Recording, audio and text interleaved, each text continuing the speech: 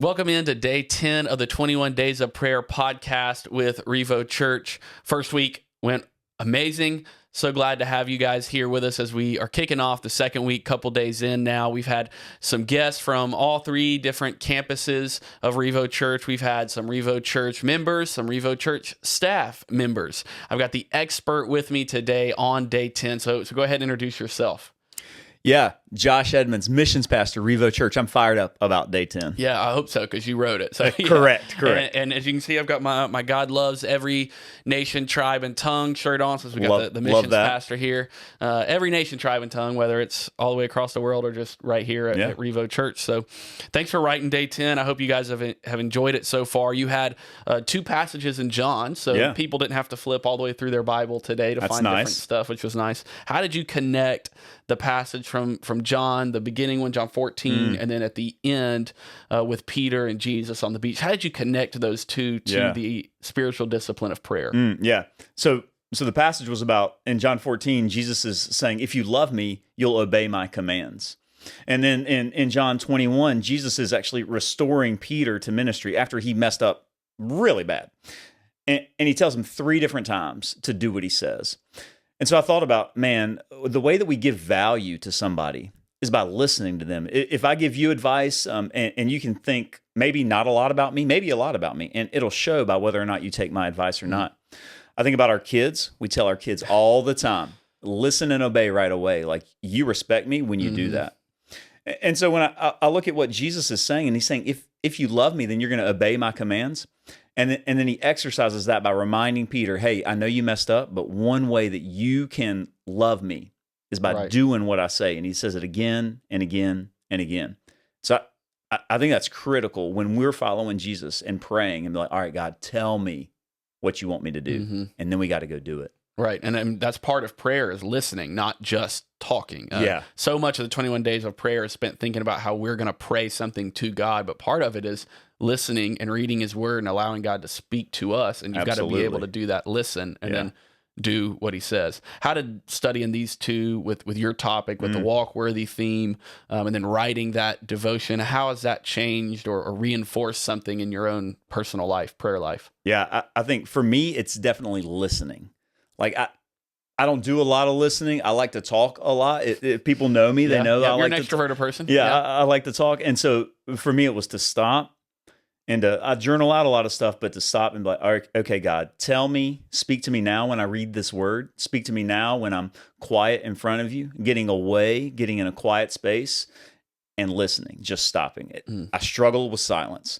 But if I want to listen to God and do what he says, if I want to show him that I love him by obeying his commands, then I need to know what he's saying. Right. And so sometimes that's to stop and pause and listen. So that's been a challenge for me over the last little bit. Yeah, that's a crucial aspect of prayer, is being able to listen. Well, what's something that you learned as you were writing John 14, John 21, and reading those two and then writing this day? What's something that you learned from that you kind of gleaned as you studied those? Yeah, I think that I look at all the times that Jesus is telling people to do stuff. And then sometimes I identified with Peter in that passage as Jesus told him 3 times, if you love me, then do this. And if you love me, then do that. And there are times that I feel like Jesus has had to tell me a lot of times. Maybe more than 3. Yeah, it's definitely more than 3. If you love me, then do this. And so I wanted to make myself more sensitive to that. All right, God, tell me what you're telling me to do. And so I learned that from the passage, is trying to figure out, all right, Jesus is like knocking on the door 3 times here. Right. Like, you need to know what I'm saying, and you got to do it. Yeah, and that's all based off of the 3 times that he denied Correct. Jesus. Yeah. And so just thinking about, even in so many different ways, the goodness of Jesus to take some of my mistakes and screw ups and mess ups and redeem those and allow me the opportunity to go back and correct some of those. And as he gives me his commands and say, go do that. And sometimes you don't even know it, but at the time you're obeying it, you're actually redeeming the past. Yeah, where you didn't mistakes. Do it. Yeah, where you didn't do it in the past. You get kind of a redemption tour, so to speak. You got any examples, stories, personal life? Oh, man. Yeah, definitely. In my life, there's been times where I have, God has told me, go talk to this person. Go invite them to church. Go share about who God is and what he's done in your life. And I've just put my head down and been like, nah, It's not happening. Yep. And then later, God's given me another opportunity, and I've said no again. But there's been times where I've said yes, and I've seen the goodness of God in being obedient and seeing people come to our church or give their lives to Jesus because I listened to them in the moment of doing something. Right. And so I think about times that I've missed. I don't want to get in front of God one day and he says, Josh, I told you to do something. There were many times that you said no. Right. I'd rather stack up the wins now. Yeah, yeah. And this is, I love that this is where you got paired with these couple verses. And I'm sure Jamie, as he was praying over and thinking about who to assign what passages and what content, to write for the days, I'm sure some of it was on purpose, but it sounds so much like something that you say all the time about listening to Jesus and doing what he says. Absolutely. And it's all based on your favorite passage in Scripture. Yeah. And Luke 5, man, it's Jesus calling out people, and he's calling out Peter, and he's saying, hey, it's time now. You got to listen to me and do what you say. Stop making excuses. I think all the time I'm full of excuses. Yep. We're all full of excuses. And Jesus says you got to eliminate those and you got to do what I say. As he calls Peter out to go out a little bit, and he calls him out to go out a lot. Right. Calls him out to fish. He's doing a lot of risk, taking a lot of risk to listen to God. And then he does it. There's a miracle. And he says, leave all that behind and come follow me. We'll see what we'll really do. Right, right. I'm ready. I'm ready to leave it all behind and follow God. See what we can really do together. Yeah, I remember studying John 21.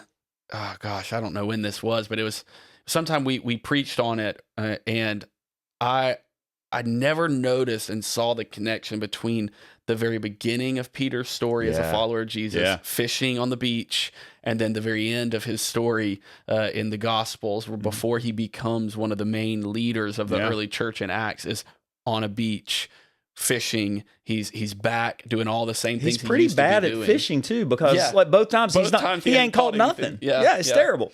Yeah, and yet Jesus still meets him there, correct, and changes his life twice. And one time it was undeserved because he was just a fisherman, right? And then another time it was undeserved because he was a failure. Yeah, it's like, man, just back to back, like. It's crazy to see how Jesus doesn't give up on people, even if they have completely abandoned and denied him, or how he'll say, I'm coming after you, even though you look and go, me? I mean, maybe I haven't done anything horrible, but I don't have anything to offer. I'm just a fisherman. Right. And he says, well, I'm going to make you a fisher of men. Yeah. So that connection, I remember studying that, just being blown away by it. So as we close down day 10, I want to give you the opportunity to give the listeners of this podcast and the readers a next step to take, a practical application point. It's always my favorite when Josh is at the North Campus and gets to do announcements. I love that because he's so practical, lays it out so clearly. Here's the obvious things that are going on in the life of our church and the way you can be involved in it. He nails it every time. So I know this is going to be good. This is the time, if you've muted me, turn the volume up a little bit, not because he's quiet, but because it's going to be good. So give us the next step. Wow, what a setup. Yeah, it better be good now. Yeah, I better deliver here. Yeah. I think the thing that we can do the most, we can quiet ourselves, we can listen to God, and then we can do what he says. So it means if we don't have a good prayer life right now, now's a great time to start. Day 10, 21 days of prayer. Get quiet, get still, and take a minute and listen. And then, if we're unsure of what God's commands are, think about the last thing he told us to do. Because often we want what's next. And God's looking for obedience in what was last. I think that's been true in my life. I've been looking ahead and saying, God, what do you want me to do now? And God's like, hey, I already told you that, and you haven't done it yet. And so if we think God's voice is quiet, think about what's the last thing he's told us to do, and have we done it? Yeah, that's it.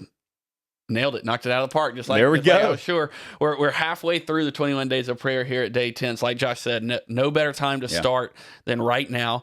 As we finish up this day, we are crossing over that threshold from the middle, or the first part to the middle, and then tomorrow to the latter half of the 21 days of prayer. So thanks for coming on, Josh. Appreciate those insights, those challenges, and hopefully it'll be something that we can put into practice this week, today, even, and see what it is that God's calling us to do. So I hope that day 10 has been a big blessing to you, and that God can use this and the entire 21 days of prayer, whether you're starting at the very beginning or you're starting right now and saying, I'm going to commit to it now, to spark a revolution of life change in your heart and in your life through Jesus. We'll see you guys tomorrow as we kick off the second half of the 21 days of prayer for 2025.